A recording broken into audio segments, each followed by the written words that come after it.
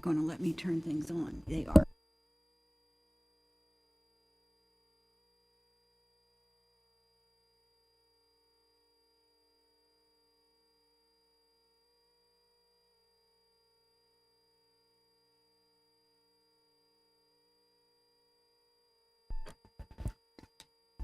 We're going to start a little late tonight. We've got, the buildings have been a little sick here tonight. We had a false alarm and it's affected the elevators and the parking deck. And I've got 2 council members downstairs trying to get in.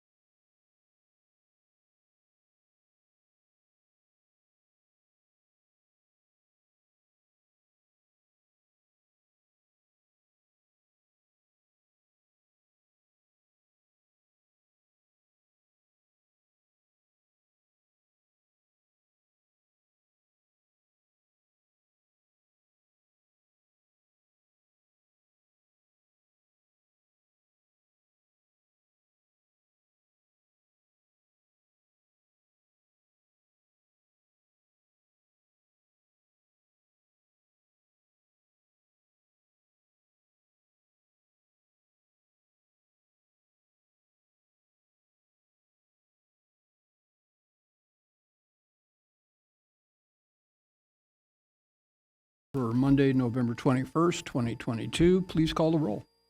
Mayor Kus, Here. Mrs. Loren, Here. Mr. Nord, Here. Ms. Smith, Here. Ms. Harris, Here. Mr. Preston, Mr. McCarthy. We'll begin with the Pledge of Allegiance. I pledge allegiance to the flag of the United States of America, to the republic for which it stands, one nation, under God, indivisible, with liberty and justice. We have 2 speakers tonight for public comment. The first is John Walther. And Mr. Walther, I'll just go over the rules. I'd ask you to state your name for the record, and you have 3 minutes. All right. Name is John Walther. I am from Bloomington. where, like most municipalities in McLean County, we have the right to petition. But I'm here to talk to you today about the temporary sign amendment that we have. I'm glad to see that the commissioners took away the temporary sign time limitation, but they put one in for non-residential properties, and I'd like an explanation for that. As some of you may know, they're moving the primary up as early as possible in the upcoming primary, and I don't understand the reason for suppressing the political speech of those candidates who want to have their signs up during the time between the primary and the general election. I'm also concerned by the size limitations that have been put in place. I'm told that that size was based off of real estate signs, but real estate signs are not stolen with the frequency of political signs. In this last election, Republican and Democratic signs were stolen. In fact, certain Republican signs were stolen with such specificity and frequency that it was as if there was a bounty placed on them. Larger signs, as we know, are harder to steal. They're also easier to see, particularly on busy and fast-paced roads. And there are a lot of residences that are near fast-paced roads. There is another large sign that I am concerned with, or rather a banner. Like the banner a mother might make with the neighbors, friends, family, and classmates of a child that's been a very long and frightening time in the hospital coming home. I don't know why there is a need to limit the size of that sign, other than some comments that hinted at a reason at the commission meeting. There are some people that are concerned that somebody might have a bigger sign than the mayor's. This is a city council meeting. This is the time where you're allowed to talk to each other in public. You're a deliberative body. You have the opportunity to deliberate, to discuss, to even disagree, or at least ask questions. Questions were not allowed when these restrictions first came to be brought up and given to the Planning Commission. Perhaps now you'll be able to ask some questions. Our second speaker is Tammy Hurd.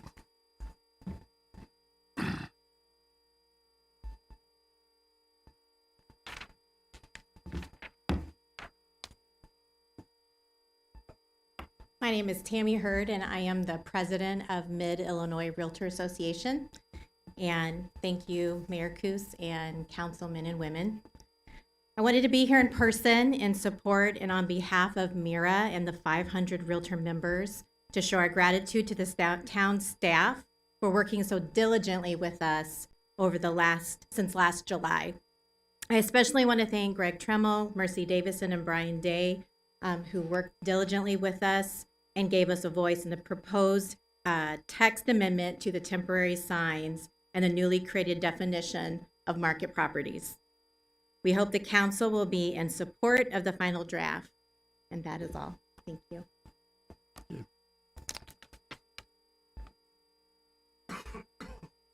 We move to the omnibus agenda. Items considered routine and would be taken with one vote unless a council member would like to pull an item for discussion. Mr. Nord. I'd like to pull item C as in Charles. Motion for approval, please. Second. Thank you. Items considered on the omnibus tonight are the approval of the minutes of the regular council meeting of November 7th, 2022, and a report to receive and file Town of Normal expenditures for payment as of November 16th, 2022. Please call the roll. Mrs. Lorenz, Aye. Mr. Nord, Aye. Ms. Smith, Aye. Ms. Harris, Aye. Mayor Coos. Aye.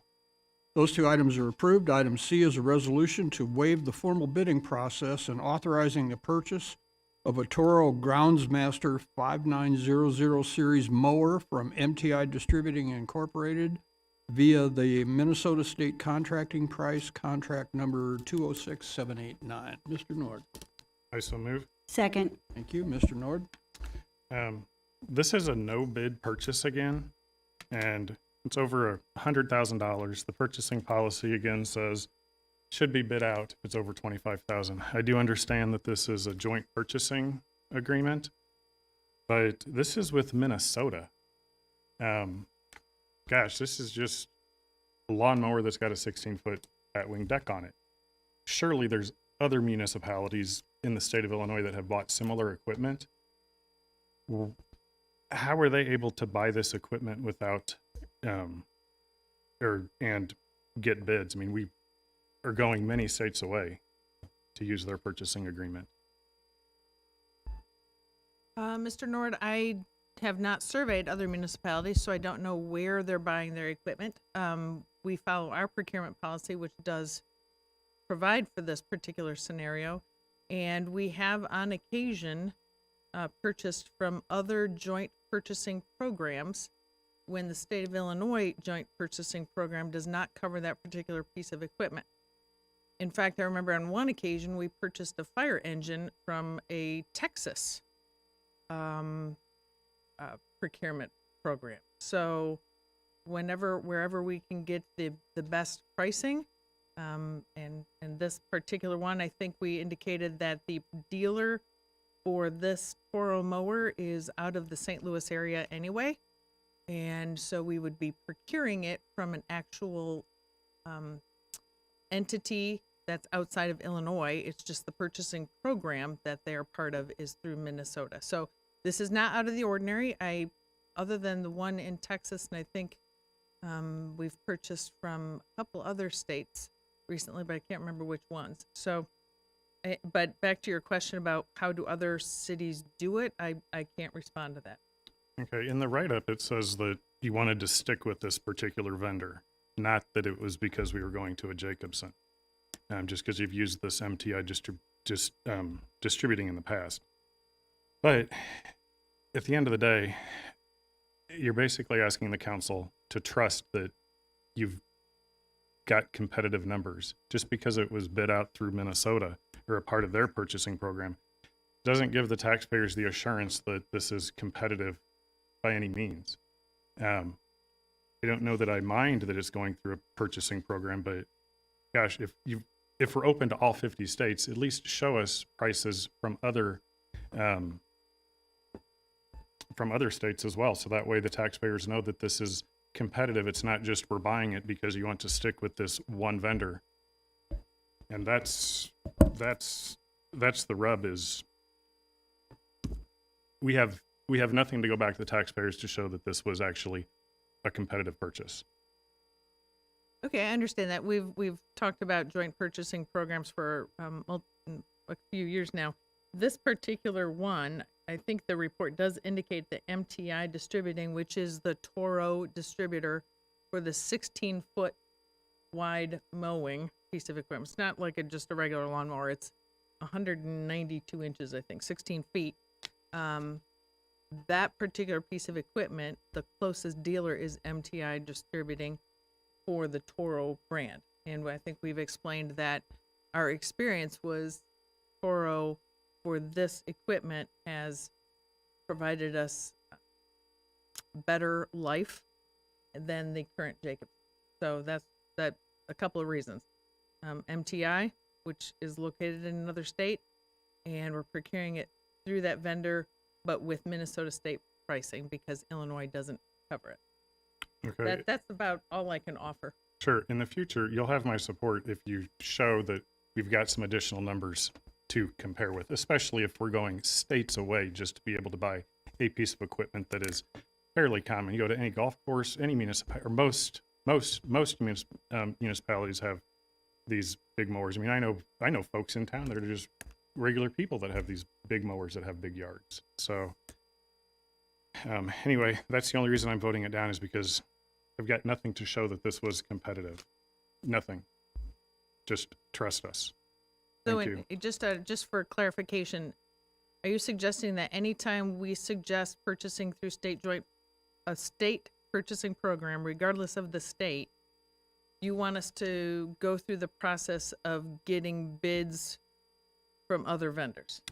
I don't care if it's numbers from different joint purchasing agreements. It's just the policy says that if it's over $25,000 to bid it out or through an approved joint purchasing agreement, or publish this approved list. Is it every state? What is it? So that way the public has some assurance and we just follow the policy, We 3 do. bids.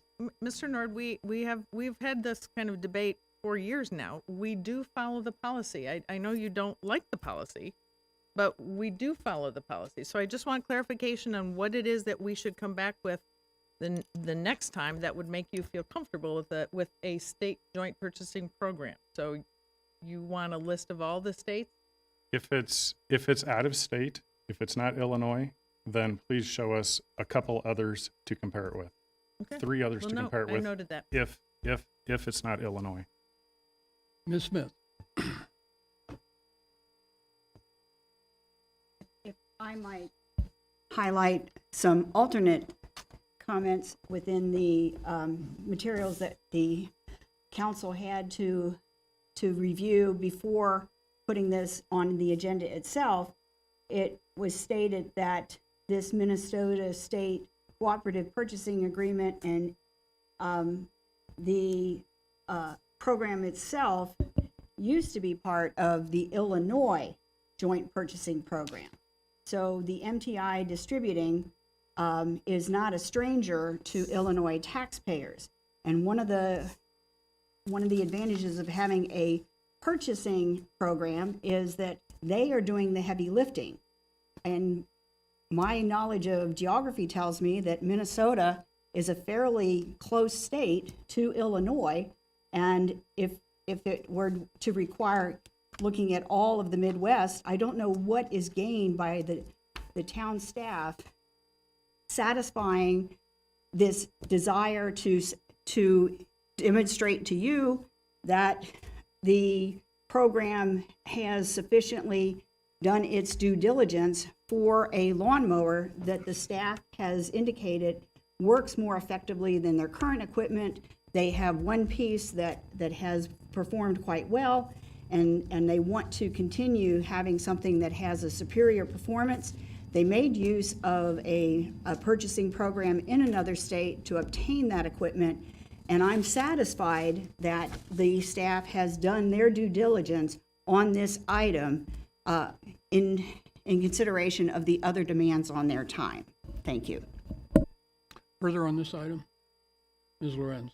Yeah, I'll share some information that I gleaned recently from some of the Parks and Rec staff at our city to the south, city of Bloomington. Inquired with them about their preference. Turns out Bloomington is, much as alluded to here in our report, Bloomington is moving towards Toro. It is a superior performance track record than what they've had, so they are moving towards that. They get theirs serviced with parts and such at Nord Outdoor Power, so that's a local. They seemed very happy with the Toro, and so indicated that while we may have gotten 5 or 6 years out of our Jacobson, that Toros tend to last at least that, if not probably about 10 years. So I thought that was a nice testimonial from our neighbor municipality. Mr. Nord? I'm actually glad you did that research. Thank you very much. I was not knocking the vendor, any of the vendors, or the product. This is obviously a product that you can buy at multiple places, other places. So it's not about the product. It's not about if it's one brand's better than the other. It's simply comparing costs.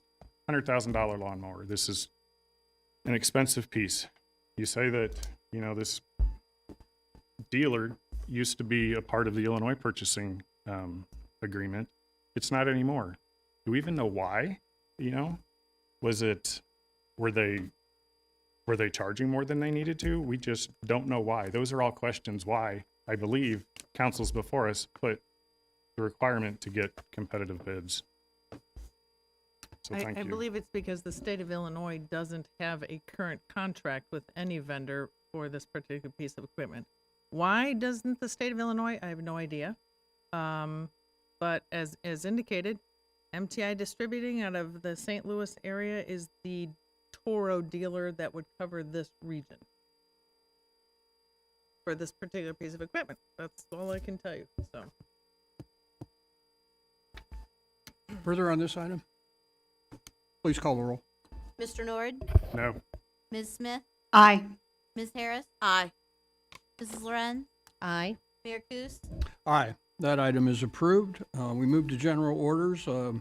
We have 5 items concerning the same property.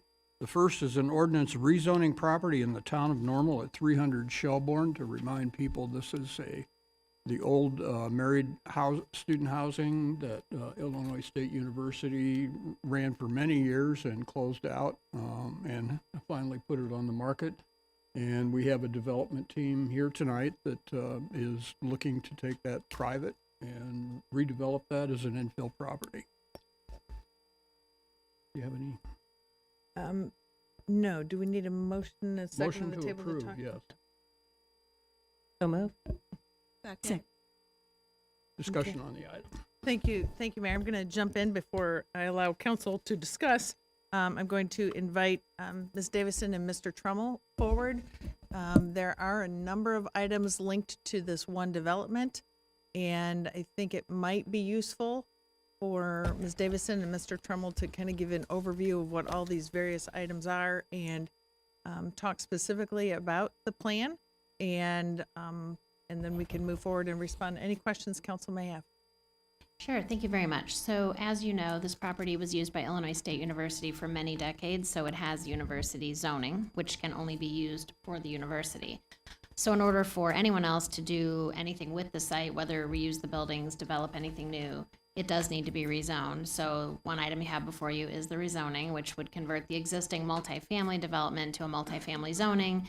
And then it would provide for some single-family zoning along the north side, some mixed residential along the east side, which would permit duplexes, and then S2 public lands and institutions along Linden Street, so on the west side. And there is no development plan for this at that time. So in addition to rezoning it, this lot has never been subdivided. It's just a parcel. So the subdivision process is also triggered in order to permit any development. So you have a preliminary subdivision plan, which takes all of the land and shows how the lots would all be laid out, all the public streets, the access points, et cetera. So that's the preliminary subdivision plan. But then because the multifamily portion is multiple buildings on one lot, that has to be a planned unit development. So that's the preliminary PUD part of tonight's agenda.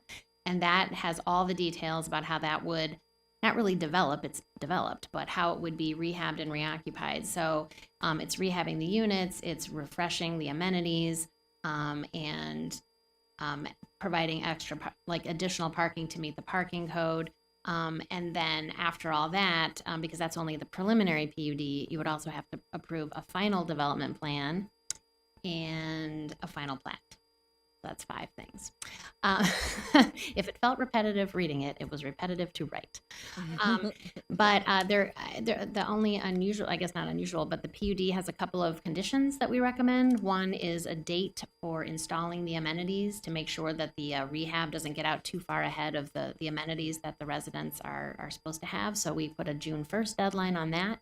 And then the parking lot, per current code, they would need to have 175 spaces to occupy all 100 units. There's 52 bedrooms and 51 bedrooms. So they need 175 per code. The current parking lot only has 150. So the choice is either only occupy the number of units that 150 spaces can serve per code, or build 25 more spaces. So there is that additional 25 spaces shown on the PUD plan.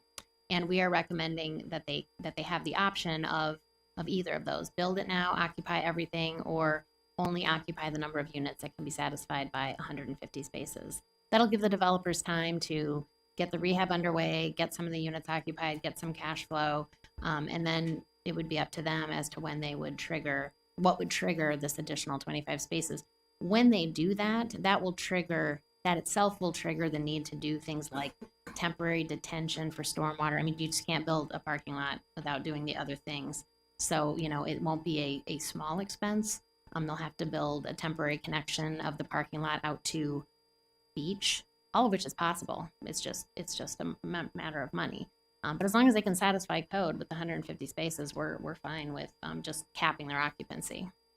So that's the condition we recommend. Mr. Tremble, you're thinking. No, it is a lot, and I will say the development team has been great to work with. They've partnered with Farnsworth, and Mercy and I have spent a fair amount of time over the past probably 12, 14 months working through this process. Ordinarily, the final development plan, there's 5 different things going on. Ordinarily, the final development plan would come a little later, but in this case, as Ms. Davis had already mentioned, the development itself is built out. The buildings are there. And so we encourage them to try and take one bite at the apple to deal with this, to keep them moving. And so that's why you're seeing both the preliminary PUD plan and then a final development plan coming at the same time. As far as the parking lot, agreed, you know, our thought is to give them a little time. As we understand it from them as the developers, they're going to attack maybe 2 buildings at a time. And generally, the heaviest lifting on the buildings themselves will be introducing a sprinkler systems to those. And so you've seen some work go on at the property over the past couple months in advance of this. And we did have them on a pretty tight leash as far as not getting too far out in front and doing work until this was received by the town and zoned and approved.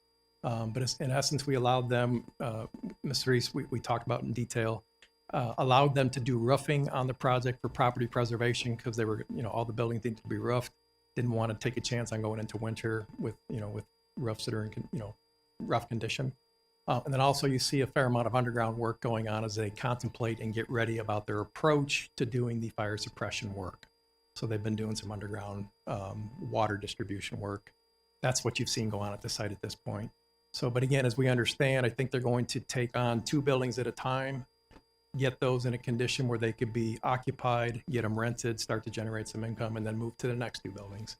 Depending on how that all goes, then we'll see how they progress through the 14 apartment buildings, and there's 1 community building. So our thought process was to give them the opportunity to, 1, get some building occupied, get some energy moving in the development, generate some income, assess the parking as they're going through. You know, is there clearly demand they're going to need more parking, or are they finding that half the parking lots or spaces are empty? And give us a little better sense, maybe heading into spring, what that might look like. So that was some of our thought process. Thank you. Ms. Smith? Thank you for that summation of the process itself, because it helped clarify it for me immensely. I did have one question related to the 5th step where we're approving the final plat. Is that for all of the tracks? No, that's a good question. So no, it would only be for the multifamily lot and the house that is already built that faces Shelbourne. The rest would be shown as outlots, so they would not be able to develop until they come back through with their own plat. So that would be, and that's where sometimes people will plat, 3 to 5 to 10 lots at a time. Who knows? But yeah, for now, it's just covering the existing developed multiple family part and that house. And with the developer planning to work on 2 buildings at a time, then will certificates of occupancy be issued so that tenants can begin to move in, even though the rest of the property may be a construction zone? Yes. And that's fairly common too, as I look at the park up north, next to the theater up in North Normal. That's a good example. That's a development that's essentially being done in 2 phases. Really the front phase, which is about 6 buildings, was done first. And then they do their best to try and direct traffic and identify a pattern so that you don't have semis and trucks driving by you all day long. But I think the idea is that they'd come in on one end, work kind of around the eyebrow and finish up, where it makes some sense. And then what's the critical time limit?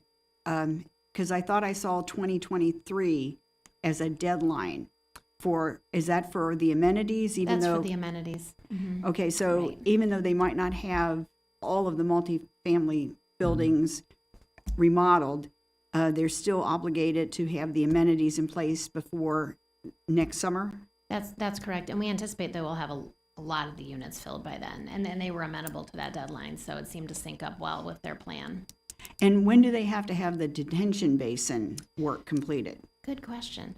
The detention basin is not going to be required until something new is built. So right now, everything that's hard surface right now, the existing parking lot, the existing buildings, it's fine. Like, that's fine the way it is. It's been like that for 50 years. But as soon as they build the extra parking lot, then we have that could do some temporary detention. So maybe we don't need the real detention basin yet.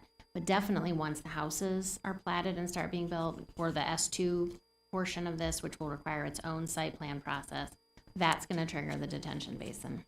Now, with the size of this tract, with all of the plan development, are they also required to do the traffic study? Oh, so they did. They did a traffic study that showed that this would not create the need for any improvements on Shelbourne or Beach or at the intersection, aside from a recommended restriping on Shelbourne for a left turn into the site, which they're going to do. So they don't have to have a decel lane cutting into the property? No. That's all I had. Further on this, Mr. Nord? Thank you. Are any incentives or fee waivers being asked for or given? No. Okay. So this property has not been final platted. Have all the necessary tap-on fees been paid? So tap-on fees are collected at final platting, so those will be collected. Okay. And will any of this be subsidized housing? We're not aware of that. Is this all for rent? It's all designated as rental housing. And then, like the open space that's going to be subdivided later, is that to be sold or is that going to be rental property? Do we know yet? I don't know. Don't know yet. Okay, but Yeah. that would come before the council later or whatever they want to do. In the form of final plats for the residential. So along Beach Street and along the north edge, those would come in the form of final plats, assuming they're consistent with the preliminary plan. And as Mercy mentioned, the leg of property along Linden Street, south of what would be the detention basin site, is going to be zoned S2, and anything that occurs in S2 zoning has to come back to the Planning Commission and Council. But I will jump in, but who owns it or occupies it Right. is not within our purview of regulation. Okay. I know there was a traffic study done on Beach and, or I guess there was a traffic study done, but some of the neighbors had concern about Walnut becoming a thoroughfare. Was there any conversation about that? So that issue was not raised at the public hearing, so that's the first I'm hearing about it. I'd have to be looking at the image in my mind. I think, isn't it that going in is aligned more with Walnut, but going out? So it's kind of like a boulevard bit of an entrance. offset, And so yeah. when you pull in, you're kind of right across from Walnut, but when you pull out, you're not heading straight into Walnut. That's not to say you might not go down Walnut, but the traffic study did not suggest any need for any traffic improvements as related to any of this development. Had you heard anything about it? Any concerns about Walnut from any of the residents? Not that was in the form of testimony at a public hearing or even No. at a neighborhood meeting. But in any form?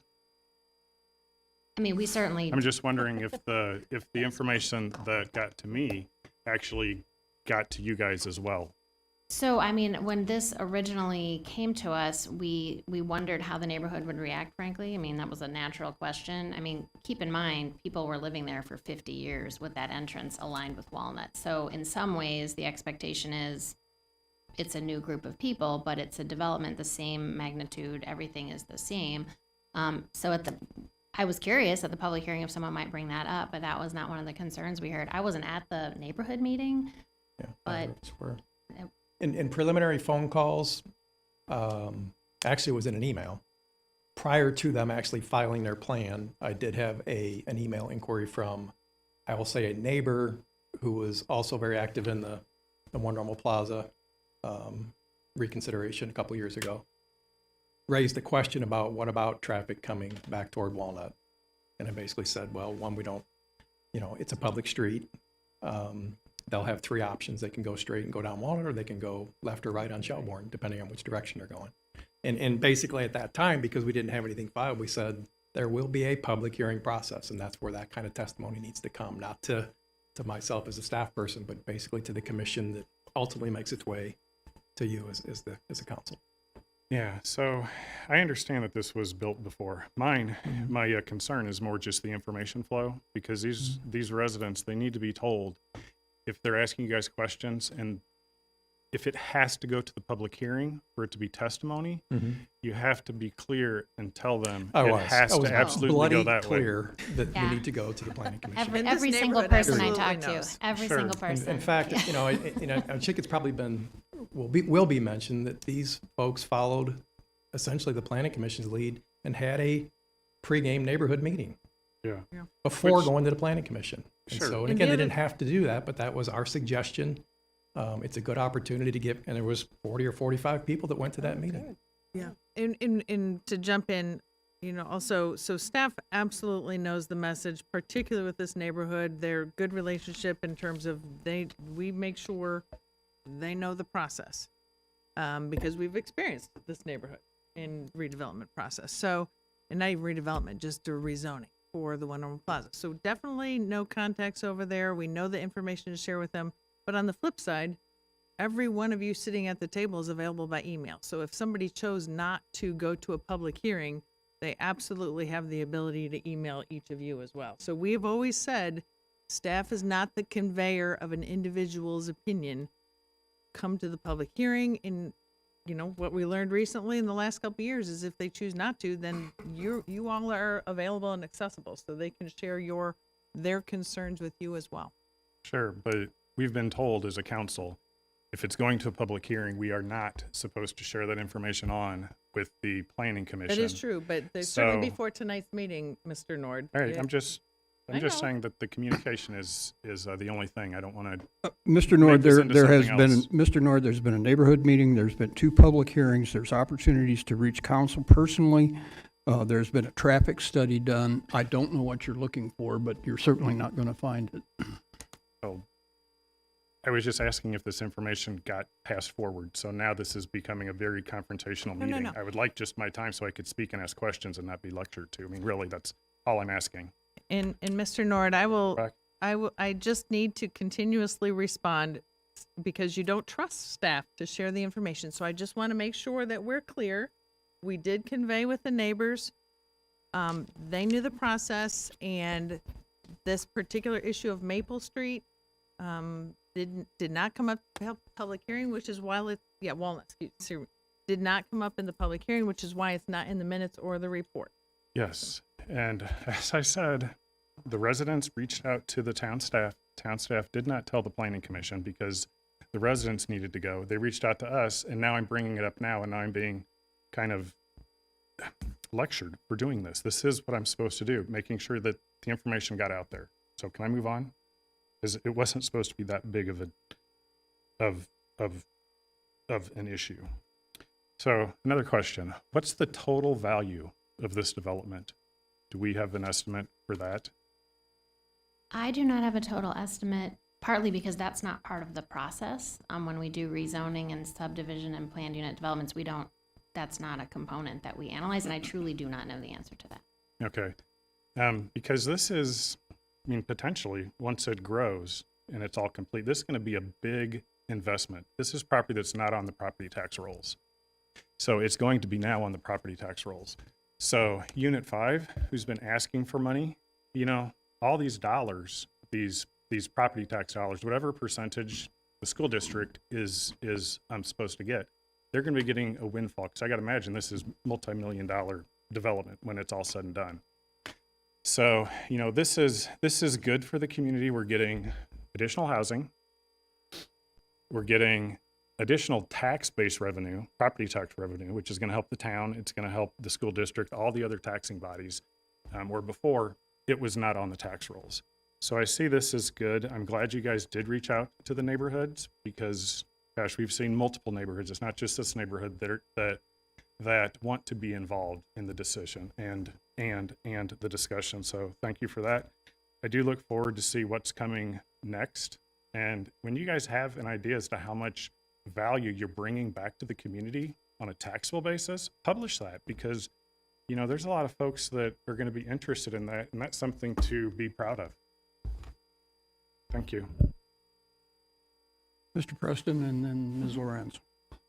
Thanks, Mayor. I will echo any sentiments that are glad to see this property get some renewed life. It has been a property that I think many of us have driven by, and it has looked the same every single time for the last couple of years, number of years. And I'm grateful for the investment in Normal. As always, thanks for investing in Normal and doing this. One of the questions I had, and I don't remember offhand, with another recent development that kind of tied into the back of Wintergreen subdivision, but I thought about that in reference to this. There was a comment in the packet that said all new streets as part of this will become public streets. Calvin and Liam, Milan, those. Is that always the case? Is that typically how we do things? And has that been the precedence with recent redevelopments where new streets have been developed, that they become town streets?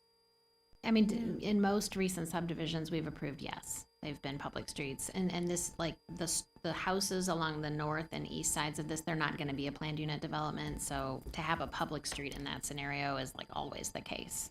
So, yep. But there's no confusion that the existing drive and parking lot that supports the that is not public, that's private.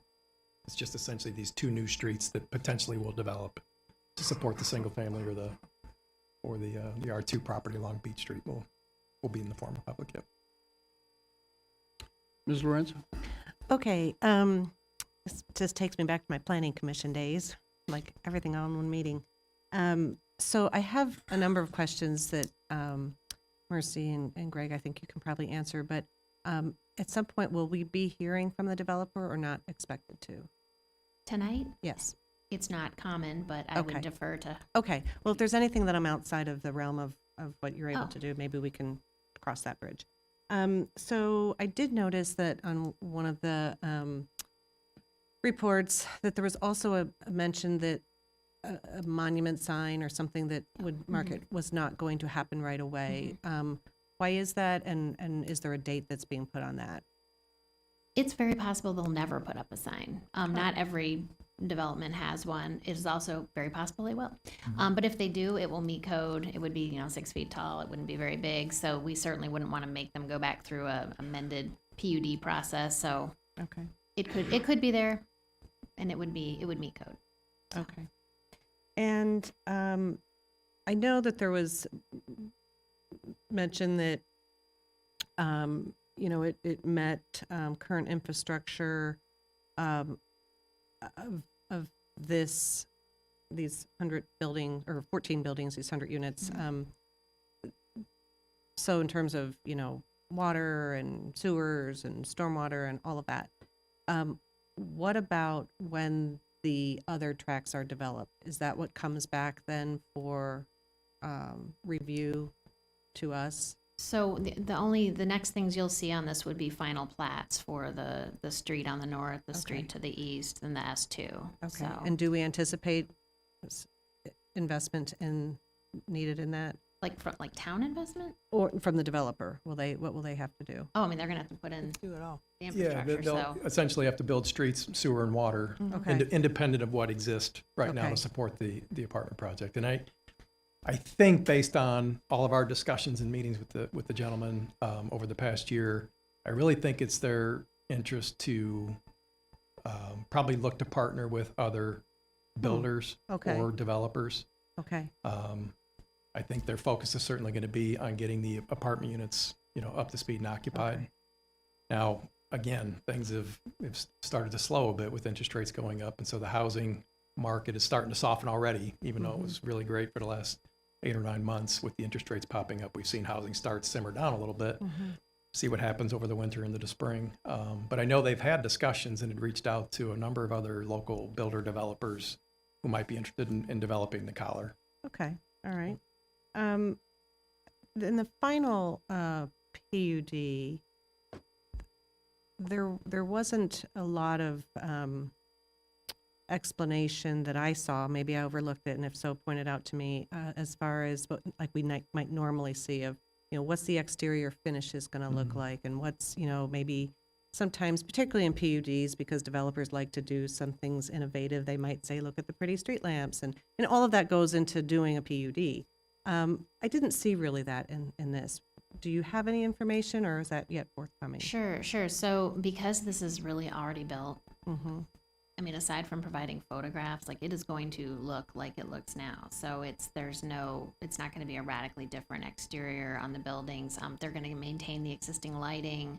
The amenities are going to put in, were described in a way that, I mean, we kind of know what it is, a gazebo with a grill and some play equipment. There's already the locations are already there. They're just like updating really outdated play equipment. So you're right. A lot of, like every other time you would see more, but in no other case has it already been built. It's just a really odd, Okay. it's a very unique situation. Okay. Do we have any idea what the typical rental, monthly rent is going to be in this?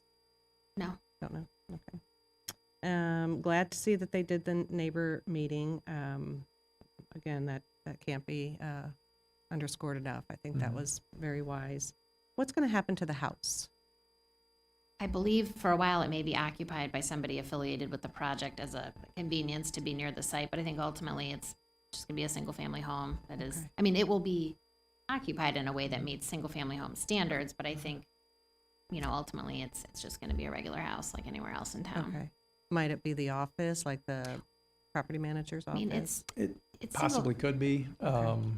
And again, I don't want to put words into the developer's mouth, but I know that was some of our discussion with them, is that I think early on, they contemplated having professional management. I think we'll see how the demand goes and what things look like. The rental market is very active right now.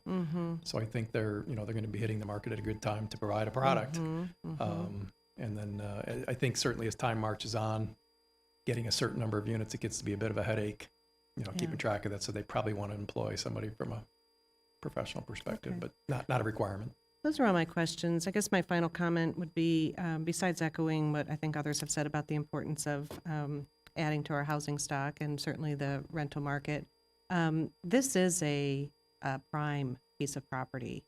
And I can't underscore enough the importance of doing this right. And,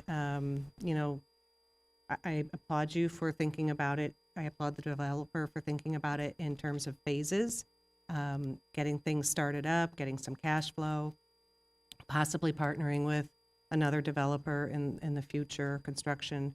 So I think all of that sounds good. It is a prime piece of property. It is surrounded by existing homes. So just, have your eyes wide open on that and continue the communication with neighbors and, seek the advice of our planning staff. And it could be a very, very good thing. And I hope that is the case. Thank you. Ms. Smith? So, other than the sprinkler installation, is there much remediation that is required to make these units habitable? No, and again, the inspection team met the developer on site before they actually acquired it, probably almost a year ago. And walked through the units, not all of them, but, samplings of 2 stories and single stories. The buildings are 50 years old, but again, they're based on their plan. Most of the work is going to be done in the form of new roofs, which are done already, and then really updating the infrastructure for the domestic and fire suppression water supplies to the buildings. I think beyond that, the units themselves on the inside will be disrupted fairly minimally. Speaking of infrastructure, so I believe the materials have a statement in there that the town's infrastructure, the water and sewer lines, have the capacity to service the existing units because they had been doing so in the past. And it is anticipated that the additional residential units that are to be constructed will not put a strain on the system and require any upgrades to water That's mains or true. sewer lines. The new infrastructure to support the new lots that will be created will be new water mains, new sewer mains, new storm sewer. independent of what exists on the multiple family property. And Is what there any what they requirement? connect to is fine. Like there's Yeah. the surrounding infrastructure can accept the new, amount of contributions, so it'd be fine. Is there any requirement for incorporating ADA accessibility into the buildings? Yes, that was one of the first things we looked at, and quite honestly, based on how the units are constructed, the one-story units are by definition adaptable. Now they may make some minor upgrades and stoops that have maybe settled a little bit and that kind of thing, but there's no significant amount of work that has to be done to get folks into the units themselves. Is there a requirement for this 100-unit complex to actually have some of those one-story? Yes, yeah. Actually, 100% of grade floor units will be adaptable. Okay, meaning like they have minor revisions that occur to a unit to make it more accessible. And then based on a pure number of the 100 units, a certain percent will actually have to be built to be adaptable. Okay. And then finally, when and why would any of this development come back to either planning and or the council so that I can wrap my head around when I might see this development again? Sure, you probably won't see the PUD again. You will see final plats for the R2 and the R1 lots along the north and the east, and then the S2 property on the west side, which would be zoned S2, that will need a site plan that will go back through Planning Commission and you. Okay, thank you. Further questions or discussion on this item? Please call the roll. Ms. Smith, Just rezone. Aye. Ms. Harris, Aye. Mr. Preston, Aye. Mrs. Lorenz, Aye. Mr. Nord, Aye. Mayor Kus. Aye. The rezoning is approved. Item 8 is a resolution approving a preliminary subdivision plan for the same properties at 300 Shelburne. Approval. Second. Discussion on this item. Please call the roll. Ms. Harris, Aye. Mr. Preston, Aye. Mrs. Lorenz, Aye. Mr. Nord, Aye. Ms. Smith, Aye. Mayor Kus. Aye. That resolution is approved. Item 9 is a resolution approving the Shelburne preliminary planned unit development. Move approval. Thank you. Discussion. Please call the roll. Mr. Preston, Aye. Mrs. Lorenz, Aye. Mr. Nord, Aye. Ms. Smith, Aye. Ms. Harris, Aye. Mayor Kus. Aye. That item is approved. Item 10 is a resolution approving the Shelburne planned unit development final development plan. Move approval. Come on, guys on the left. I know. Jump in. Discussion.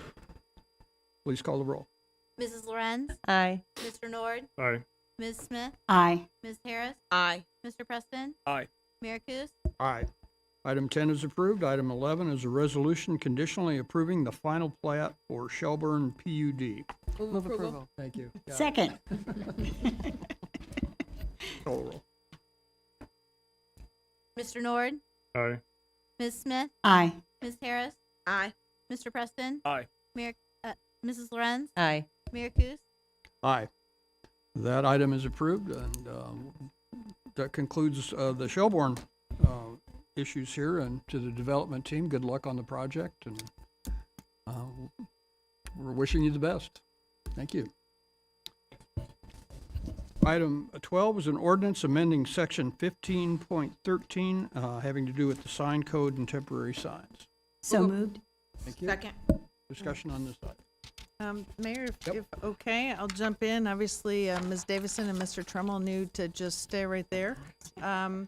This particular issue, sign code amendments, was generated back in July, I believe, when we came to you to initiate a zoning text amendment for a couple of reasons. Council did authorize that, so to initiate the zoning text amendment meant that it then proceeds to the Planning Commission for a public hearing process. We had 2 public hearings, one in August, and it was a very long meeting with a lot on the Planning Commission's agenda. So they listened to public comment and had some discussion and then decided to carry it over for further conversation. And that conversation and another public hearing occurred at the Planning Commission's November meeting.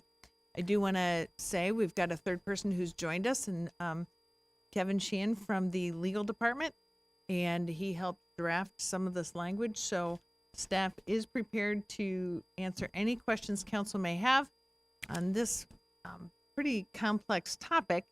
But I've asked Ms. Davison and the team here to give an overview in terms of the major changes that are reflected in this proposed sign code ordinance. And so we'll go from there. Basically, not to steal Ms. Davison's thunder, but we've got a table in the report that summarizes much of the information for changes in the sign code pertaining to residential neighborhoods and then non-residential. So Ms. Davison and team.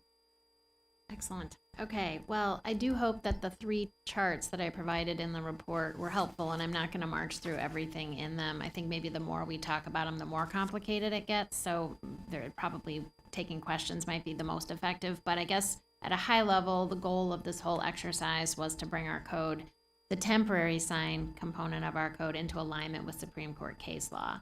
Right now, our code is a hodgepodge of temporary sign regulations that are divided into real estate, temporary signs, political signs, and signs of general public interest.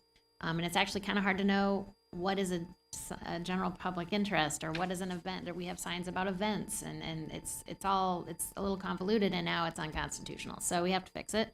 And we also, through this exercise, I think, have managed to simplify the regulations. So it's kind of easier to talk about what we're proposing. It is not so simple to compare it with what exists now, but we'll do our best. Right now, the code it has some areas where it differentiates between residential and non-residential, and we're trying to make that clearer.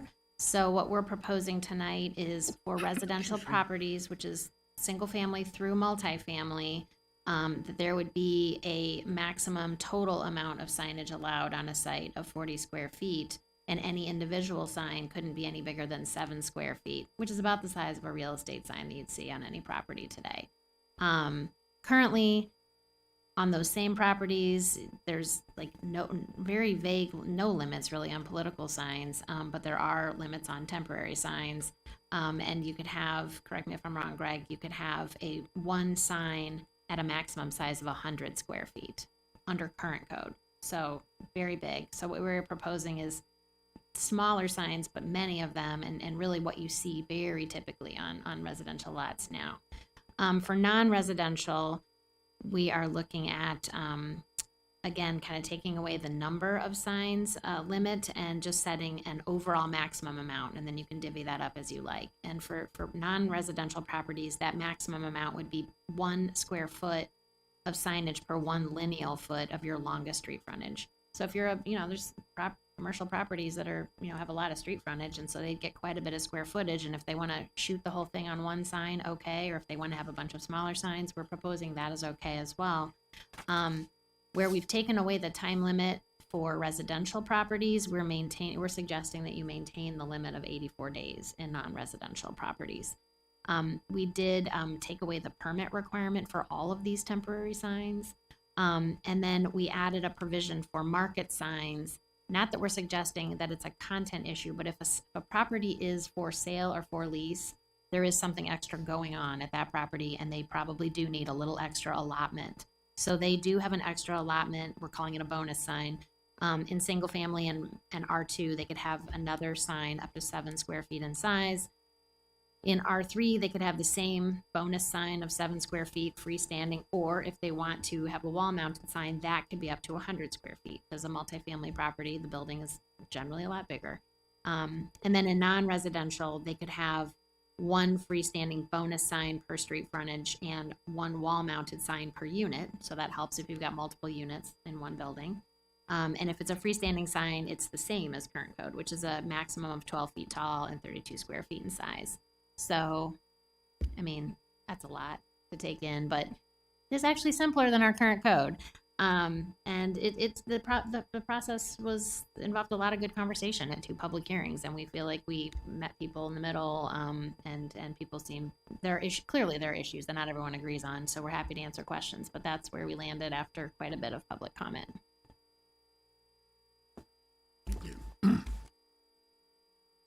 Ms. Smith? So I see the November chart that you created that has separate columns for R1 and R2 residential districts, R3 residential districts, and then non-residential districts. So could you please just clarify what would fall under R1 and R2, R3, and then what constitutes a non-residential district? Sure, sure. So the only reason why I had to split out R3 in that chart was that they do have a different allotment if they're a market property. So they get that extra 100 square foot sign on their building, and R1 and R2 don't. What are you calling a market property? Like if it's for sale or for lease. Okay. And then they can have that sign, that bonus sign up for the whole time that it's for sale or for lease, which could be a week, it could be 8 months, plus like 14 days after they've sold it or leased it, so.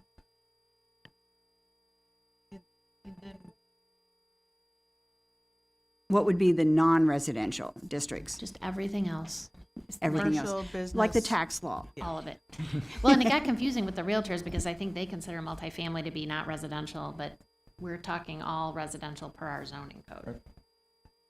And I did notice the asterisk on the August one that said there's no time limit for political signs. So is that, although I don't see that asterisk on the November one, that's still applicable, correct? Do you want to talk about that? That's the state law that talks about political signs specifically on residential property. It's on, Kevin. Oh yeah, it's on. You don't have to do anything. Yeah, so there's a state of Illinois law that restricts what we can and can't do in terms of regulating political signs. So political signs in residential areas, we cannot, we are limited to restricting what's in residential areas in terms of political signs. But we're not allowed to, restrict the duration that political signs are placed in residential areas. So that's why there is the distinction between the political signs and the ordinance. And I know there has been, I recall receiving some letters and comments about citizens who have the more or less opinion signs in their yards.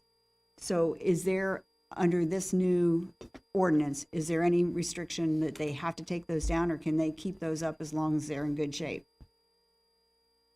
Yeah, so in residential areas, there is no time limitation on temporary signs. So if they had, assuming it meets the other requirements in terms of size, they could leave it up as long as they would like.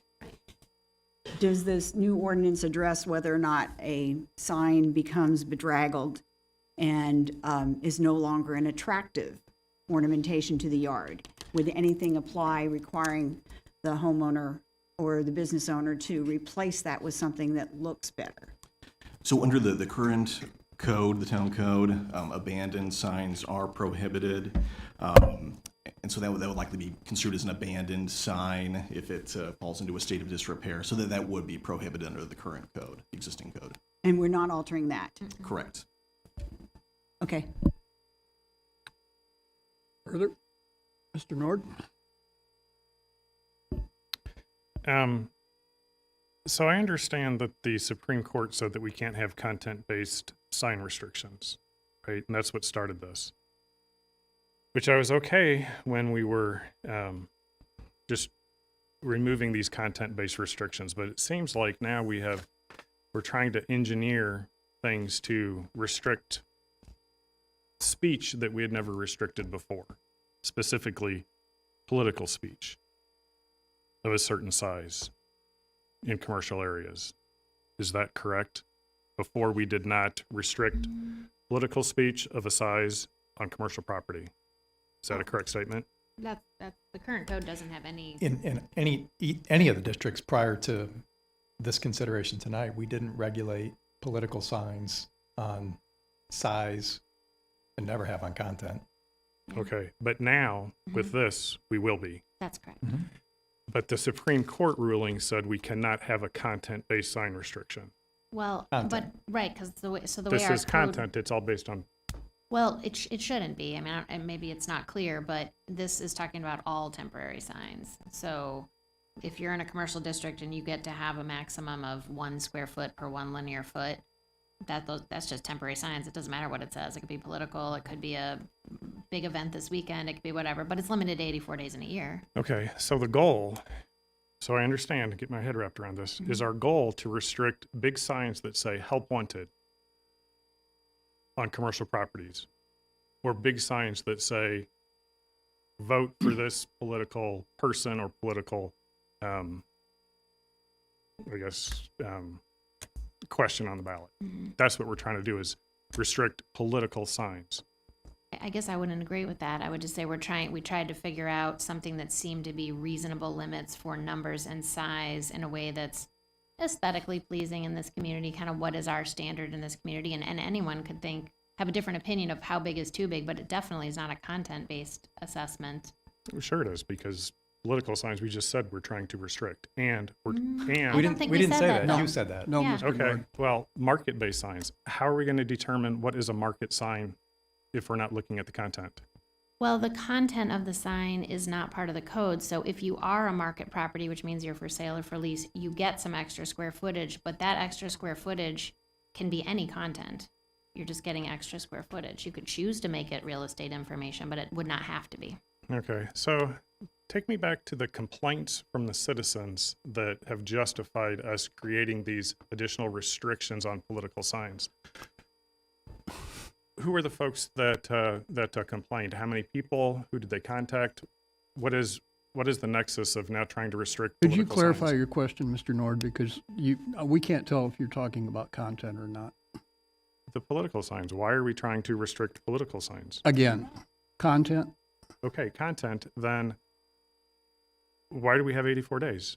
I mean, so if someone's got a sign out for help wanted, past 84 days, they have to take it down. They can no longer seek new people to hire after 84 days?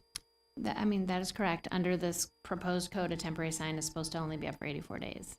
Now, Wow. there are other ways, like there are many signs in town that have changeable text components to them where you'll routinely see help wanted, like on a permanent sign. There's a whole big section of the code that's for permanent signs that allow all sorts of messaging. So vote for this is telling businesses you can only hire for 84 days. After that, you have to wait 84 days to hire again, doesn't say that at all, Mr. Nord. to put up a sign to hire. To put up a temporary sign that temporary says help sign. wanted, that is Yeah. correct. Okay.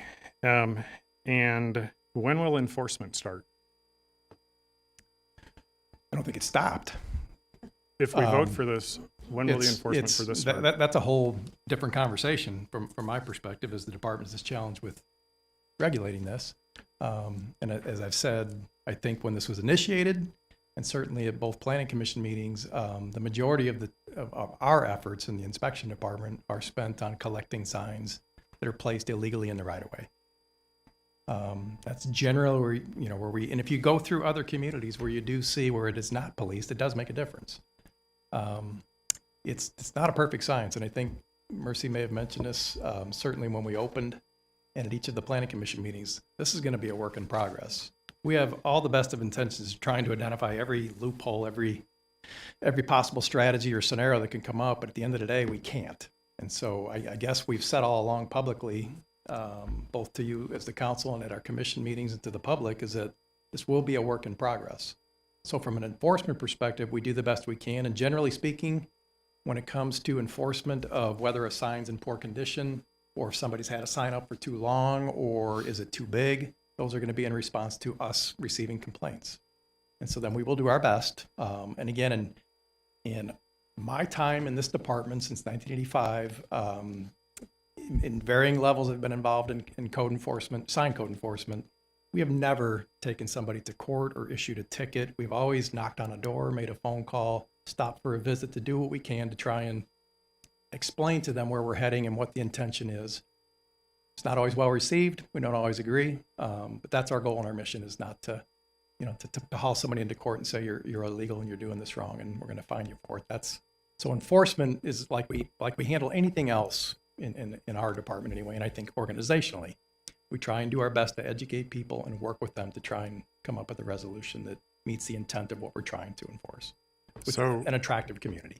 Will it be enforced for this upcoming election? Because that season has already Yes. started. There's already people that have already purchased signs and things, or is this going to be enforced for this next election cycle?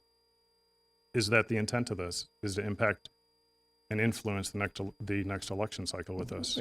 Unless council directs otherwise, but ordinarily after an ordinance is enacted, I think it's 10 days, before it becomes effective. But I also think this had an intention of a December 31, Right. Effective date, so January 1. Yeah, I Okay, think that's what we were looking at, Mr. Nord. I think the effective date was January of, when it actually goes into 2023. compliance. Yeah, January of 2023. So then this is to impact the next local election. Or it will have that effect. Then, In terms of, right, sign size and Size. Mhm, quantity. yeah. And I just fear that this is, you're trying to create a solution for something that shouldn't exist. This is something that engineers may do. This is a problem that we're trying to engineer a solution around something that shouldn't exist. There shouldn't be a rule on the number of days you have these political temporary signs or other temporary signs. And, it's content-based because we've got things for just real estate agents.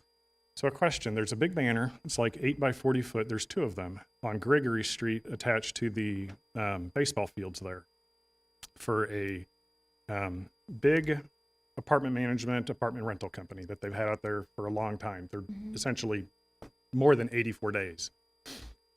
Will they have to remove those? That's Nope. ISU property. We have no Yeah. control. We don't have over any that. jurisdiction over ISUs. Well, that's not residential. It's not under our jurisdiction, period. that's state of Illinois property, which we don't have jurisdiction over state of Illinois property. Our Okay, zoning so doesn't ISU apply. is free from this, Correct. even if they lease it out to someone else and they're making profit. If it's on their property, our zoning code doesn't apply. What about town and normal properties? It would Like apply. the town Parks. properties, Yeah. the Parks It and would Rec apply. Yep. properties? Mhm. Absolutely. Just, I don't want to interrupt you, Mr. Nord, but just one comment, I think, in terms of your earlier question or comment pertaining to timeline for temporary signs. I guess it was staff's opinion that if, without a timeline, then a temporary sign in fact becomes permanent. At some point, 84 days is 90 days better, is 100 days better. If there's no time limit, then how do we know if that's a temporary sign or a permanent sign? You've got that same problem in residential areas. So this is to restrict stuff on commercial properties where typically they have the most visibility to impact elections. This next election coming up, I see this just a huge lawsuit. The first person that's got the guts to take the town to court, I just see that this is going to come back and bite us. I don't see this being enforceable. I see we're putting ourselves in hot water because somebody's got political motivation to restrict political signs. So I'm not for this the way it's written. I think it's restrictive, and at the end of the day, the taxpayers are the ones that are going to pay for this lawsuit. Well, I don't know about any lawsuit, but in terms of like the content-based change, as we indicated, we're attempting to become into compliance with Supreme Court decisions. If council was more comfortable with a different effective date, that could be up to council. We're suggesting January 1, 2023. If you want to make it May 1, 2023, that's up to you. Okay, then I move that we make it April 7th. Mr. Nord, I'll come back to 2023. you on that. You've run out of time. Ms. Harris? Thank you, Mayor. I would like to actually start off with the fact that I had heard that you all worked well with trying to come to a consensus on what to do with this. What's disheartening is what something that should not become political has become political, which is much of our climate today in this country. We take things that are not political and throw political rigor on it in language. I know this is very difficult because what we went through is, I know you're using the word content, and that's whatever language is on a sign. We can no longer, which we used to actually, based off of what language was on a sign, determine what the rules would be. we know that that's not a very easy thing to come down to consolidating that, because of the fact you've got, businesses and different uses of signs and what the content can mean or what the content can cover. This was not an easy task, and I applaud for those in the community who actually came and not waited till after everything was done, but actually actively participated in the process to understand what actually was taking place, which was beyond just politics. This was us having to take, which comes all the time, whether it's federal or state mandates, and have to pull a rabbit out of a hat. How do you regulate? Because timing, what constitutes temporary versus permanent at this point? Sign sizes, it's almost trying to create a sweater that's a one size fit all for somebody who normally would be either a 3XL or a 4XS. And so it's to me, I feel like I have to commend the community who actually came out and worked with the town, and I have to commend the town staff for coming to some agreement, because that is not easy when you have such a wide array to address. What I am disheartened by, and I'll say this again, this is not about politics. This is not about elections, because whether it's March's election or next November's election, this is going to be what it is. It's just happens to be at this particular time, and it's not a knock against politics or anything like that. It's how do we make this work best for everyone in our community? So I commend all of you. Thank you. Mr. Preston. Thanks, Mayor. I had, I believe, asked this when this originally came to us, and I'll ask it again now. What is the definition of a temporary sign? We actually have one. Okay. Would you like me to read it? Please. I had to look it up myself. It is a sign intended to display either commercial or non-commercial messages of a transitory or temporary nature. Portable signs or any sign not permanently embedded in the ground or not permanently affixed to a building or sign structure that is permanently embedded in the ground are considered temporary signs. Okay. I do not think that this is a conspiracy in reference to next April's election cycle, one way or the other. What I will say, though, is this started out in response to a Supreme Court decision that addressed content of signs. Going and being responsive to that, as we have to be, is obvious how we started this. Talking about size of signs and limitations just candidly isn't relevant to that in my mind. Like, there's no reason why the sign limitation, or why the size limitation, has to, like, why that came about in the process. Nothing in the Supreme Court decision said, oh, it's content and its size of sign.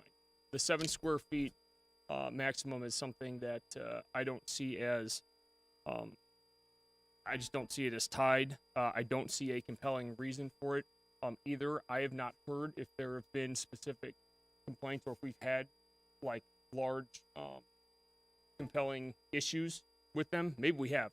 In 9 years, I haven't heard it, and I haven't heard it from staff or colleagues either. That there's some big issue with large signs, political or non-political, right? So I don't buy into that argument, and I certainly oppose the 7 square feet size requirement, because I don't know why we're doing it, and I don't see any tie into the original purpose of addressing this issue overall. Let's see, talking about temporary banners, that's something that I know has been brought up by a few. That's not addressed in the temporary sign proposal, is that correct? Well, Mercy read the textbook, actually zoning code definition, maybe more simplistically from my perspective. We've considered temporary signs something that is not part of your permanent sign package, because every site is going to be entitled to a permanent sign package of some sort. It's going to be a certain amount of square footage, very defined. not about content, but a certain amount of square footage, a certain number of wall and freestanding signs that are permanent to the site. And so anything else that is eligible to be, I guess I would call it a display, that's what we have considered temporary signs historically. So it can include banners, flags, and again, all of you have driven around the community and seen the litany of potential opportunities for the teardrop flags. They don't say anything. They're just there, and here I am. Look this way. You know, that's out there. And so we're really not, I don't think it's our intent to focus on that. We did introduce a definition of incidental signage, meaning it's signage that's on a site that's intended to just maybe capture somebody walking from a gas pump into the storefront to say that Pepsi's on sale. It's really more about what you're trying to draw the interest from, be it a passerby or a motorist or somebody from the exterior of the property. I don't know if that answers your question, but so, for example, a banner could be, if it says something and has a message on it and it's intended to be caught from the roadway. If it's a banner on the inside of a apartment complex to the tenant base on the inside saying, hey, rent's due on the 1st of the month, we don't, that's something different. So some of this comes down to our ability to effectively and equally enforce this, and then some simple common sense. But it's a tricky topic, so. Was there conversation about the parking impact zone specifically and how that would tie into this as, I mean, obviously it's not a,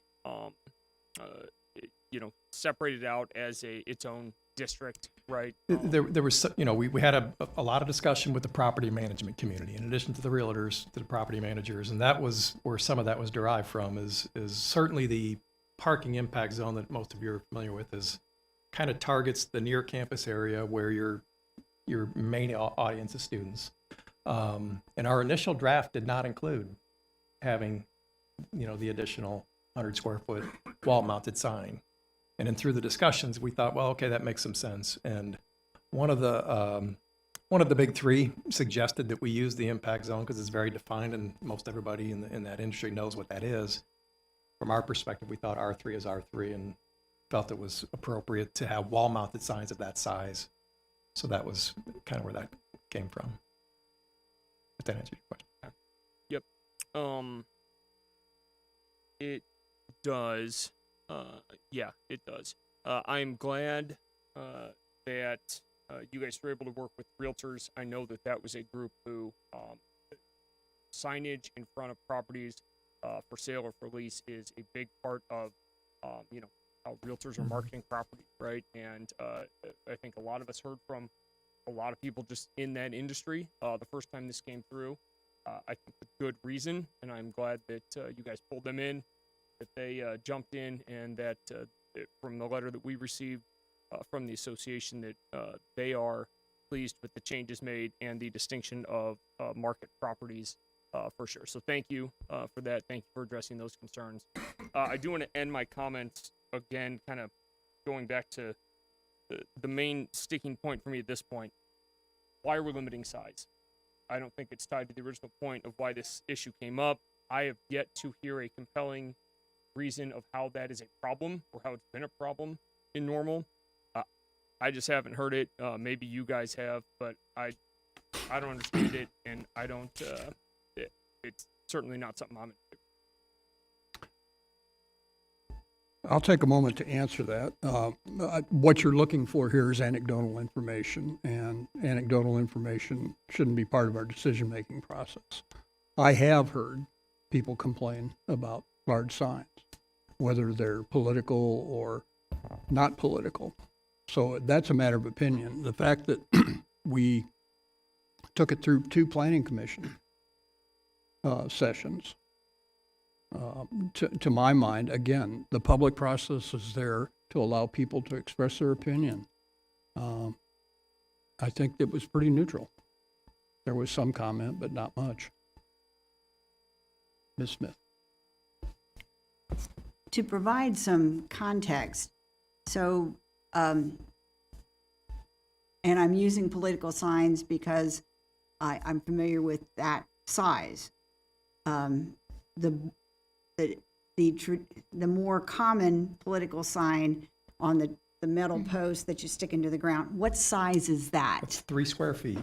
That's 3 square That's feet. your very basic, what you'd see more than any is 18 by 24. Right. That's a 3 square foot sign.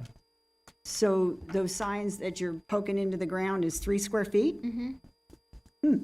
So the larger political signs that some candidates had been posting, what is that size? Those were, in most cases, 3 by 4 feet, so like 12 square feet. In some cases, maybe 4 by 4, 16 square feet. So would they be the 7 square feet then, or? If it's It'd be- zoned R, an R zoning district, yeah. Yeah.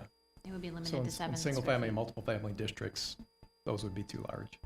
That would be too large. Okay.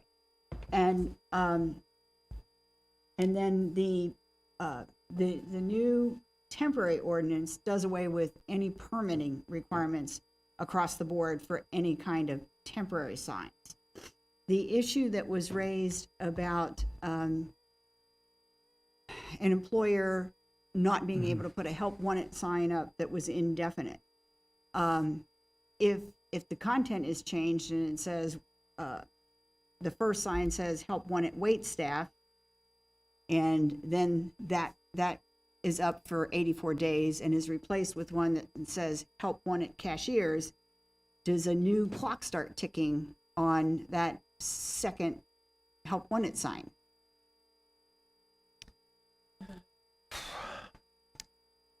Historically, no.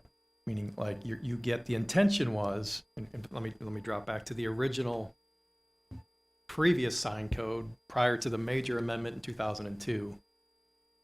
The code at that time allowed 14 days in a calendar year to have temporary signs, period.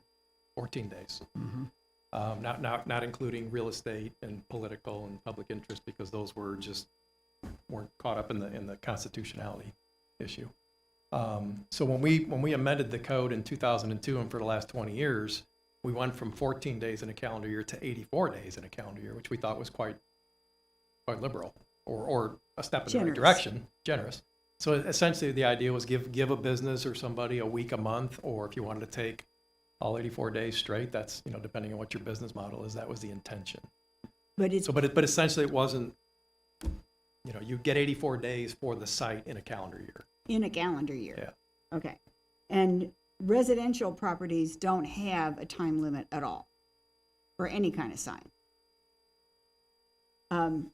And then when you were talking about if someone has a permanent sign, like they're outside their restaurant, and they choose to post on that, now hiring, and they're changing that, Yeah, it doesn't- that's yeah. not affected by this code at all. So there's other ways to communicate Yeah. if they find that it's an ongoing need, instead of relying on temporary signs. Yeah. Those feather signs that some are used, does that fall under the 84 square feet limit? I would say not. Okay.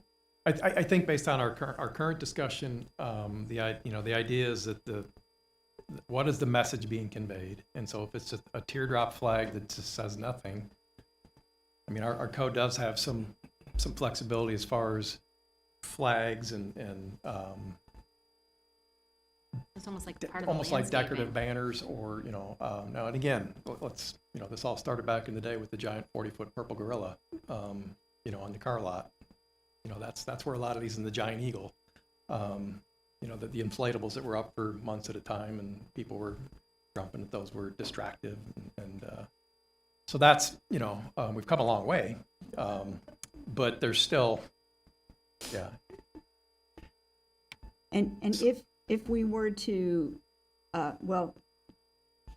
if we vote to approve this tonight and it's not effective until January 1 of 2023, then what's the policy in the interim?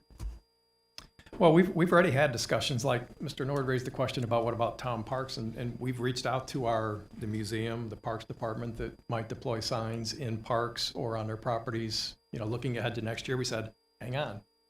And so, everybody's kind of got the pause button on until council determines what they, the direction they want to go. And same thing with the property management community. They're waiting to see what happens, and again, it's not. Signs are signs, and they're not inexpensive, but at the same time, for bigger property managers, and depending on the nature of the this is not a huge expense, and it's, all of a sudden they have to take one sign down that's, 120 square feet and drop it down to 100, they'll make it work. But like anything else, we'll work with them and give them a little time. And again, it's going to be as much for us to respond and try and do what we can to be proactive, to let folks know what comes of this, with the understanding that, we can't be everywhere all the time. So just to reiterate, there's no permit required before something goes up, and enforcement is going to rely on staff responding to a complaint. Yeah. Thank you. Ms. Lorenz. Yeah, I want to address two different things. First, having to do with the larger scale buildings that we see here and around campus and the parking impact zone. And I like what you said about, R3 is R3, because I mean that a large apartment building, 3-4 stories, can be anywhere. We just happen to have a lot of them here around the university. So let's think about them. And, is that 100 square foot enough? What was, and that's maybe more of a rhetorical question. Maybe the better question is, how did the property managers who you spoke with feel about that? Well, there's certainly, Andy Netzer testified at the public hearing, and Okay. he had two different options where it could be Right. 100 square feet or like 3% of he the, shared the that with us, facade. yeah. And yeah, that doesn't not make sense. I mean, there's certainly an argument to be made. In some ways, it's like keeping the ordinance fairly simple. It makes Okay. it simpler for everyone to understand and enforce. It's not to say it's not doable, but Yeah. it's that he did raise that specifically. Okay. So, I'm of the opinion that this has been a heavy lift just to get to this point. And I do applaud, as others have already said, the efforts to work through this carefully over several months, engaging, key stakeholders in it. So that's good. And I think it's a good step forward. Do we, especially when we do a big rewrite like this, do we do some tweaking as time goes on? Is that historically, and how would you see maybe that playing out? It's certainly not uncommon when there's a major code revision to Okay. give it a couple years and see where the busts are and Okay. where we're just running into consistent issues. Right, So, right.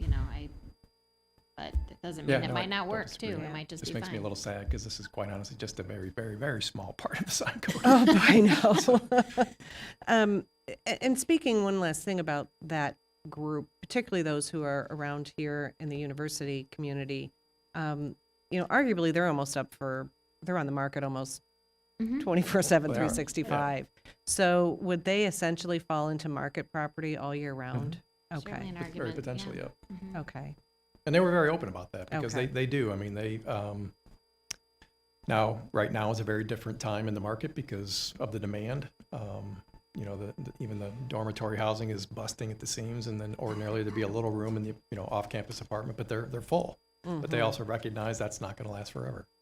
right, So they do rely on being able to market their properties for lease or for sale almost essentially year round. okay. So they wouldn't, so the time limit, they would not have a time limit, in essence, being that they would be a market property. As Yeah, long as unless for something some on- reason they were selling the property and Yes. it sold on May 1st, and Yeah. we said, okay, by May 15th, your sign should be down. Yeah. Okay. I would say that in light of those larger buildings, particularly the concentration of them around here on campus, we just need to be sensitive to make sure that this works for them going forward. Now, the second area that I want to talk about is this whole political sign. And I had to kind of giggle to myself because I have always heard the adage that signs don't vote anyway, so why should we care what size they are? Anyway, a little political humor. In the case of, maybe Mr. Nord alluded to the fact that he's already bought signs, what's the largest sign that if somebody were running for an office that they could put on a residential property versus a non-residential property for political? A non-residential property, they could have the maximum signage is based on the linear feet on the longest street frontage. And it doesn't, you can use all of that square footage for one sign or break it up into smaller signs. So a non-residential, there really isn't a maximum, the maximum size is the site's maximum Okay. size. And it has the 84-day limit though. Okay. So that's that. And for some of these properties, that's a lot of square footage. I can't imagine someone would put a sign up that big. We've had on the books the ability to put up massive signs for years, and no one has done it. You know, I mean, beyond what you Right, can I imagine. noticed that. So that's one.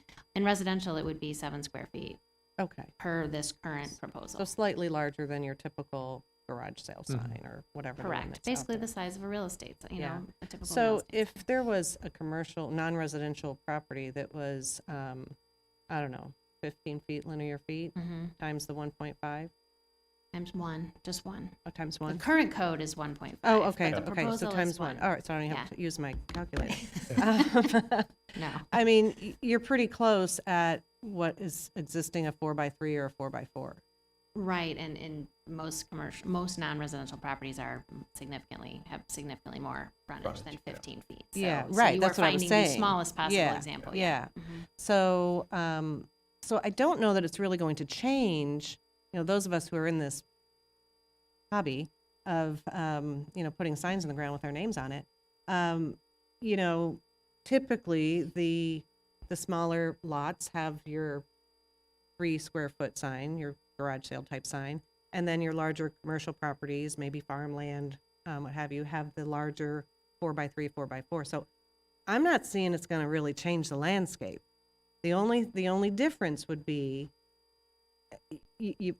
there hasn't been the restriction to put a 4x4 in somebody's front yard, right? That's and now there correct. will be. That will be a Right, difference. right. Not that that ever really happened, but it could have.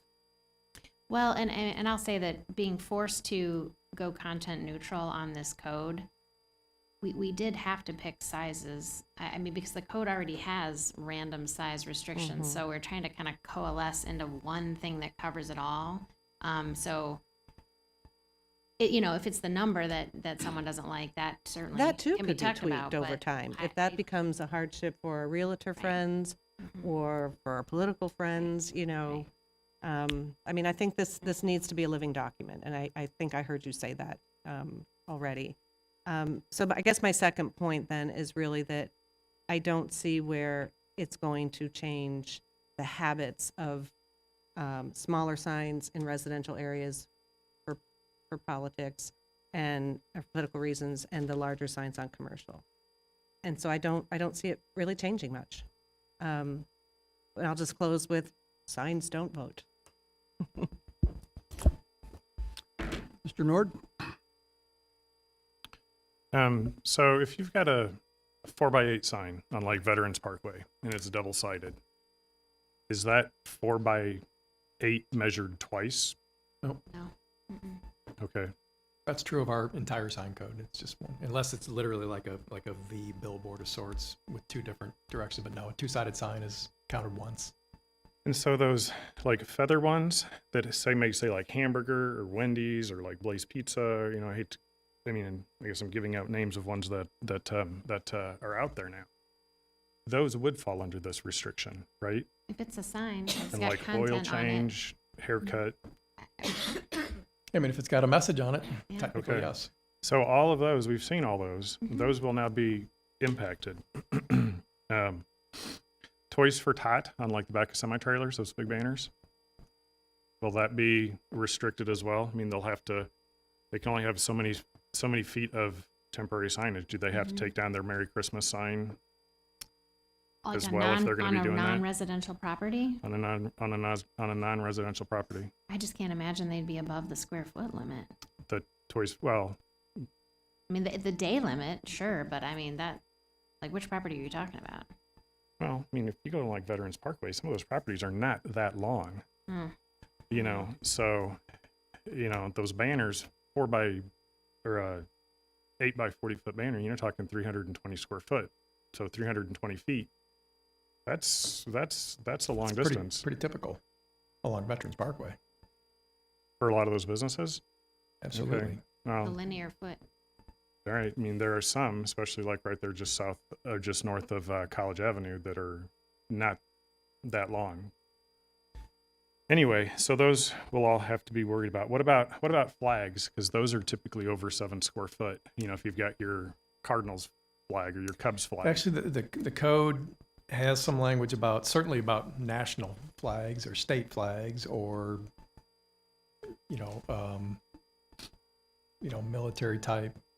I think where it's acknowledged that it's a flag representing a country or a state or a branch of a military, those are exempt.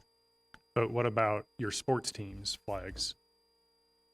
I mean, Or a political flag, because Yeah. those are, a flag is over 7 square Right. foot. yeah, we've had people upset about which baseball team's flag is flying, by Yeah. the way. But So I mean, are this we is restricting that? where like if only we could still have content-based standards, because everybody would like to have different standards applied to different types Yep. of content, but we're kind of in a pickle here. So we're trying to pick a number that makes sense. Okay, well, to Mr. Preston's comments, having that limit is what's causing the problem, because people are going to point out, well, the problems with having that size limit. So I would say these are all questions that are going to pop up. And what about like a car lot? A lot of times they will open up the hood of their car and put signs in every vehicle going along there. It is intended to catch the attention of people driving by. Are they not going to be able to do that anymore? That's where this all started. Yeah. There is some gray area. It's Yep. kind of hard to avoid. Because And I would vehicle sales, argue that brings a also whole lot that- of revenue in. I would also argue that when we say not do that anymore, that's the current law. This 84 days isn't something new with this ordinance. This 84 days is existing under our current ordinance, theoretically for all property, but now just we've kept it for the commercial. But that's absolutely nothing new. The difference is we haven't been enforcing it, correct? We've explained our Yeah, enforcement strategy. That's not and going to that's, change. That's a reality. That's Yeah. meaning There's no part of the our, code where our that efforts isn't the case. continue to be collecting signs off the right of way and then enforcing where we can in response to concerns. Yeah, and I'm not that will talking be- right away. I'm talking, But that's outside of that. so- Then okay. another question. The mayor had talked about how people did have a chance to come and speak at the public hearings about this. How many people came and spoke in favor of these restrictions to size and time limits for the commercial areas? Oh, nobody, I don't think. I mean, Nobody people came with specific concerns, but as far as someone coming in and saying, I like this specific restriction, I think the people from the Realtor community generally you've heard that already, that they appreciate what we're doing here, but did anyone? I Well, think and again- and at the public hearing, the November public hearing, the realtors did, the Realtor Association rep did come forward and Right. say they support the proposed Yeah. ordinance. Because it was better than what was originally proposed.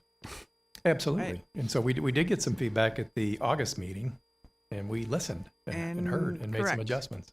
Maybe I misunderstood your question. I thought you asked if anybody at the public hearing expressed support, and I was just. I If thought I was anybody responding. expressed support for these restrictions for the number of days and said, yes, we want it restricted to 84 days in commercial or at commercial properties, or we do want political signs and these temporary signs to be restricted. How many people came forward and said, we want these additional new restrictions? I guess in our professional judgment and being, residents of the community, there is something about just choosing reasonable restrictions in general. If there certainly would be the approach that we just permit temporary signs with no restrictions at all. And I would suspect that most people in this community would not appreciate that. So I guess what it boils down to is the public is told they need to come to these public hearings to say why that they may not want these things or to speak. The mayor has heard from a few people, but they never spoke at a public hearing. Who are these people that have so much clout that they can create the sign code, but they don't have to go through these public hearings like the other residents that may not want something? Mr. Nord, I'll remind you that I said the comments I heard were anecdotal. Well, Mr. Preston said he hadn't heard of anyone. I have not heard of anybody ever complain before. Apparently, you must be the only person that has heard something. Let's take this a different direction. Who are the people that you've heard it from? Citizens of the town of Normal. Do they have names? Sure they do. Can you tell And us their no, names? You're not getting those names. Well, Point of then- order, Mayor. Point of order. This is getting out of control. It definitely is, and I agree. Yeah, again, I'm not for this. I see this as causing a problem, but I do want to make a motion to move that the enforcement date start on April 7th, 2023. Second. Thank you. Discussion on the amendment. Mr. Nord. Sure. This date puts it past the next election just to take out any concern that this may be somehow being put in place to influence the upcoming election. It's a couple days right after that election. Ms. Lorenz. I'm going to reiterate what I said earlier. There may be a few exceptions where 4x4 signs have been put on R3 properties. That would not be allowed, I suppose, in this current. But by and large, absent of that, most of the 4x4 signs understandably go on larger pieces of property to scale to that size of sign. Those signs aren't cheap, so you don't put them just anywhere. You strategically put them on larger pieces of property, and if I understand correctly, one could put on that multifamily, you could put multiple of the garage sale size signs. Oh, Yeah, I mean, I think up to 40 to be exact. If there's 3 square feet. Then Oh, yes, divide by yeah. 3, yeah, 40 divided by 3, okay. So you can put numerous. So, whether it's a political sign, whether it's for sale, for rent, help wanted, there are ways around getting that message, even in the smaller scale on those smaller properties of either R1, R2, or R3. And so, I just don't see where this is a real big problem. I think if there are some signs that have been purchased, talk to staff, see where those can best be utilized, and we go from there. So I am not in favor of this, because then you get to April 7th and you go, oh, well, what about the primary that's coming up in whenever, or the next election? I mean, that will just always be on that merry-go-round. I don't favor setting a date out in the future. And I'm going to call the roll on the amendment. Ms. Smith, No. Ms. Harris, No. Mr. Preston, No. Mrs. Lorenz, No. Mr. Nord, Yes. Mayor Kus, No, the amendment fails. Mr. Preston, you had a question. Gave me that look anyway. No, I did. It just did. Then we go down a rabbit hole, and then it's 10 minutes later, and I forget what my question was. I do remember it. Mr. Trumbull, you were talking about enforcement.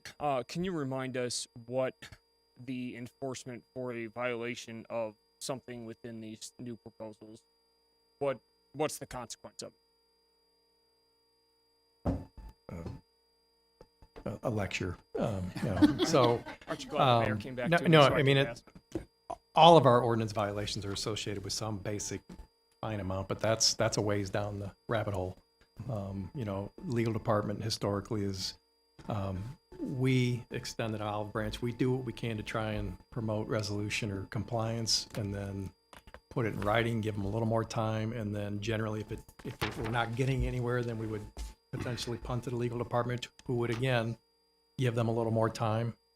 It's not like, and then ultimately, if it's clear we're not heading in the right direction, they would take options through either administrative adjudication or court process. But that's, again, I can't recall that happening in my time. So. Please call the roll. Okay, we're back to the original thing. Ms. Harris, Aye. Mr. Preston, No. Mrs. Lorenz, Aye. Mr. Nord, Ms. Smith, Aye. Mayor Kus, Aye. The motion is approved. That concludes our business here tonight. Before taking we have no public comment post-meeting.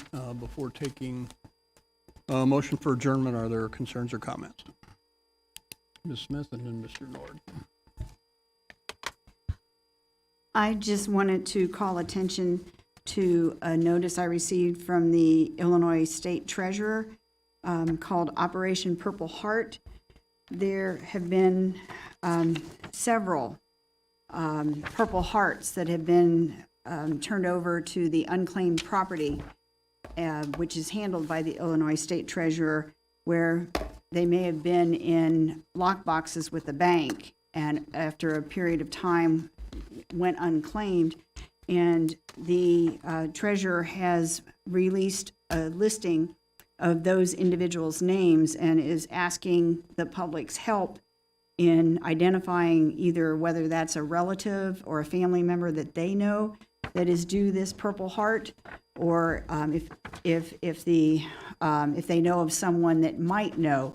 I do urge you to reach out to the Illinois State Treasurer for this, because these individuals paid a sacrifice for our country, and it deserves to be the heirloom that it is, that's passed down to the family they left behind. Thank you. Mr. Nord? Thank you.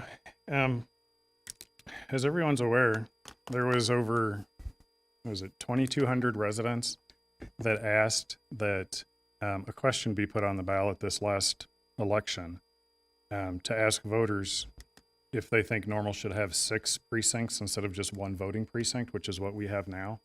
That didn't make it on the ballot. We all know why. It just can't, because Normal is an incorporated town, so voters don't have the option to do that through a ballot question. But we as a council, we have the ability to change our town code.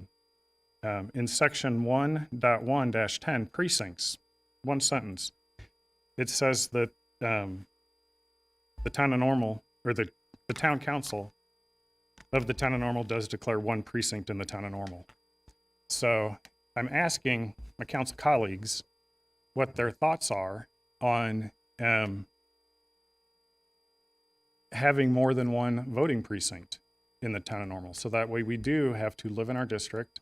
Our signature count right now, my gosh, for those that ran for state rep, your signature count was about 500 signatures. That's the same signature count as it is for the folks that are currently running for, little lowly town council office here in the town of Normal. In Bloomington, the signature count is considerably less, right around 100 signatures. So this is something that our residents overwhelmingly asked to put on a ballot. We couldn't, but we do have the ability to change our code to essentially give them what they want. So I'm interested to hear if there's any appetite from any council member to make it easier and more affordable for folks to run for local government and be involved. Otherwise, we've got the bar set so high. It's the same bar to be a state rep as it is to be a council person as far as signature collection goes. So is there any interest? Just show of hands, anybody? Mr. Nord, this is council comments and not straw polling in that. I would suggest you reach out to your fellow council members and have that discussion. Asking right now, just nod of a head, anything? Nobody has any interest in helping residents do it this way? Council comments, Mr. Nord. You know that, Mr. Nord, you know that. We've been down this path before. This is for you to make your statement. Make it. Okay, well, It's not then questioning your fellow council members. I would like fellow council members for us to bring this forward and start having a discussion about this, a public discussion about it, because this is something the public should be deciding on how they want represented. Thank you. Motion for adjournment, please. So moved. Second. Please call the roll. Mr. Preston? Aye. Mrs. Lorenz? Aye. Mr. Nord? Aye. Ms. Smith? Aye. Ms. Harris? Aye. Mayor Kus?